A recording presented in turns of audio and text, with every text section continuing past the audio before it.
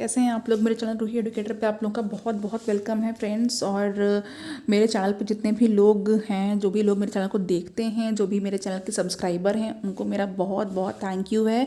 और जैसा कि आप लोगों को पता है कि मैं अभी आजकल केंद्रीय विद्यालय संगठन यानी KVS का जो प्रीवियस ईयर का क्वेश्चन पेपर है वो लेकर के आ रही हूँ, जिसमें कि मैंने कई सारे पार्ट्स अपलोड कर दिए हैं।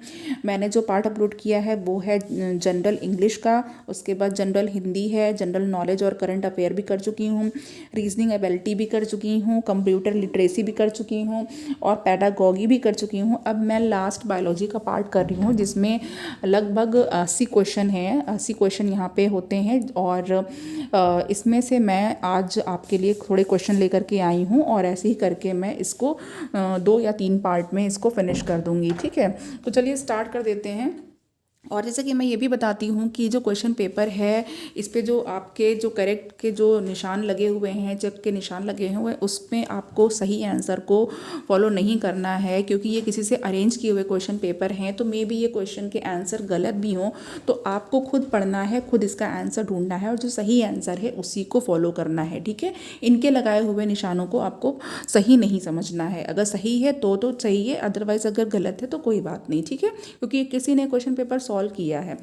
तो अब दूसरी चीज़ ये कि जो इस बार क्वेश्चन पेपर का पैटर्न है, जो भी क्वेश्चन पेपर आ रहा है वो कंप्यूटर बेस्ड टेस्ट होगा, CBT होगा, ऑनलाइन क्वेश्चन पेपर होगा। जैसे DSSB का, दिल्ली सबऑर्डिनेट बोर्ड का क्वेश्चन पेपर आता है, TGT PGT का वैसा होगा। ठीक है, इसके पहले ये क्वेश्चन पेपर एग्जाम में ऐसे मैनुअली जो ऑफलाइन होता था वो होता था और क्वेश्चन जो है पेपर हमको घर ले जाने के लिए भी मिल जाता था।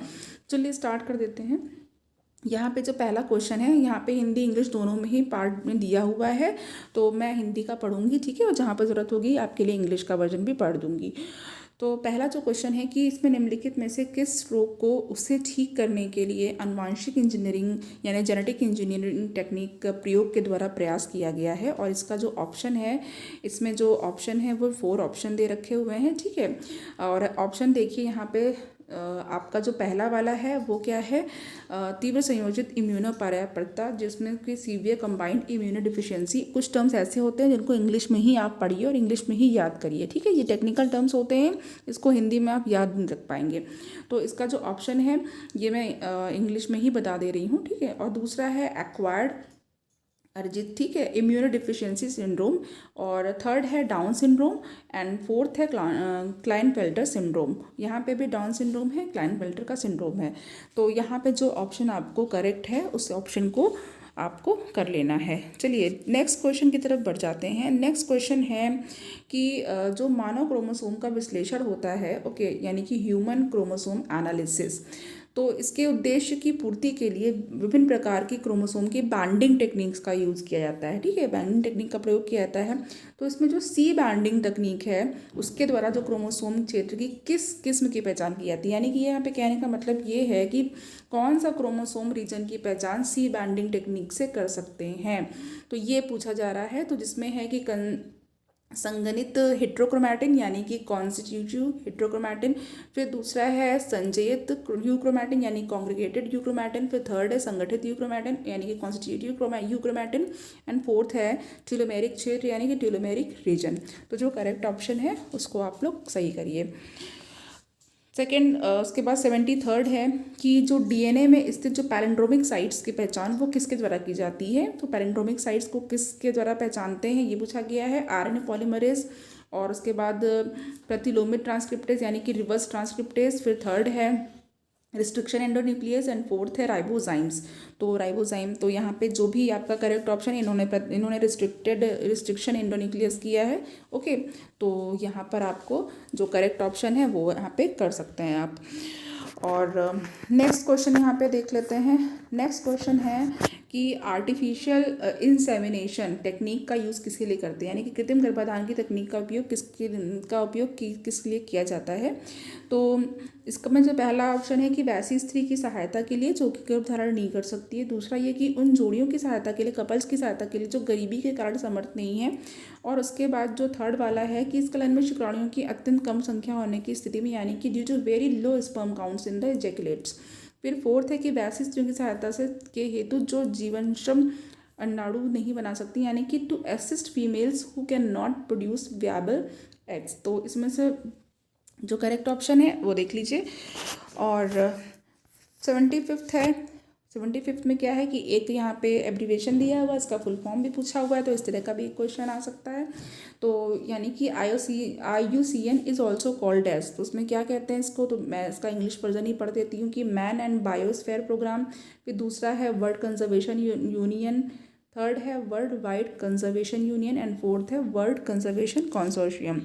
तो यहाँ पे इसका तो खैर सभी को पता होगा कि ये जो है वर्ल्ड कंजर्वेशन यूनियन ही होता है, ये जनरल नॉलेज का भी क्वेश्चन है। और 76th है, इसमें लाइफ साइकिल पे क्वेश्चन दिया है। लाइफ साइकिल पे क्वेश्चन ज़रूर आता है एग्जाम में कि हैप्लॉन्टिक जो जीवन चक्र होता है, यानी कि हैप्लॉन्टिक लाइफ साइकिल जो प्लांट में है इसमें जो है पादप इनकी उपस्थिति प्रदर्शित करता है। तो अब यहाँ पे इसमें जो 4 ऑप्शन है वो देख लेते हैं। तो यहाँ पे देखते हैं, इसका इंग्लिश वर्जन ही बता देते हैं, ठीक है। यहाँ पे क्या है, gametophytic phase represented by the single और फ्यू कॉल्ड हैप्लॉइड गेमेटोफाइट, कि गेमेटोफाइट ऐसे गेमेटोफाइटिक फेज को रिप्रेजेंट करता है जो सिंगल या जिसमें कि कुछ जो है हैप्लॉइड गेमेटोफाइट भी होते हैं। फिर उसका सेकंड है कि हैप्लॉइड एंड डिप्लॉइड दोनों ही फेजेस होती हैं जो कि मल्टीसेलुलर होती हैं। और डिप्लॉइड सैप्रोफाइट होता है, सैप्रोफाइट को बीजाणुउद्भिद भी कहते हैं, ठीक है। तो डिप्लॉइड सैप्रोफाइट होता है जो कि डोमिनेंट है और इंडिपेंडेंट है। जो डोमिनेंट मतलब कि मेन वही चीज़ है, ठीक है, प्रोमिनेंट है वो, और इंडिपेंडेंट स्वतंत्र है। फिर 4 है कि free living gametophyte which dominates the life cycle, या तो फिर वो फ्री लिविंग गैमेटोफाइट है जो कि लाइफ साइकिल को भी डोमिनेट करती है। तो यहाँ पर 76 आपने कर लिया, ठीक है। इसका जो करेक्ट आंसर है उसको आप ढूंढिए। नेक्स्ट क्वेश्चन की तरफ बढ़ जाते हैं। नेक्स्ट क्वेश्चन है यहाँ पर कि इसमें से क्या करना है, आइडेंटिफाई करना है ऐसा बैक्टीरियम जो कि क्रॉप में इंसर्ट किया जाता है, क्रॉप प्लांट में इंसर्ट करते हैं to provide resistance to pest from the following options. अब यहाँ पे इनके नेम है बैसिलस टाइफिम्यूरियम, सेकेंड है बैसिलस टाइवानेसिस, थर्ड है बैसिलस थुरिंजिएंसिस, एंड फोर्थ है bacillus tropica. Now next question को करते हैं। क्वेश्चन 78 है। क्वेश्चन 78 है कि इसमें जो फॉलोइंग कंडीशन जो हैं वो ऑब्जर्व की जाती हैं जब एक न्यूरॉन में कंडक्शन नहीं हो रहा होता है, यानी कि वो is not conducting an impulse, वो कोई भी इम्पल्स का कंडक्शन नहीं करता है। And the axonal membrane is, तो एक्सोनल मेम्ब्रेन के बारे में पूछा गया है, ठीक है। तो अब जो एक्सोनल मेम्ब्रेन है या एक्सॉन की जो झिल्ली है वो किसके लिए ज़्यादा परमिएबल है, नहीं परमिएबल है। तो पहला है कि more permeable to potassium ion, फिर सेकंड है more permeable to sodium ion, फिर थर्ड है more permeable to calcium 2+ ion, and fourth है impermeable to ions in general. तो करेक्ट ऑप्शन आपको बताना है इसमें से।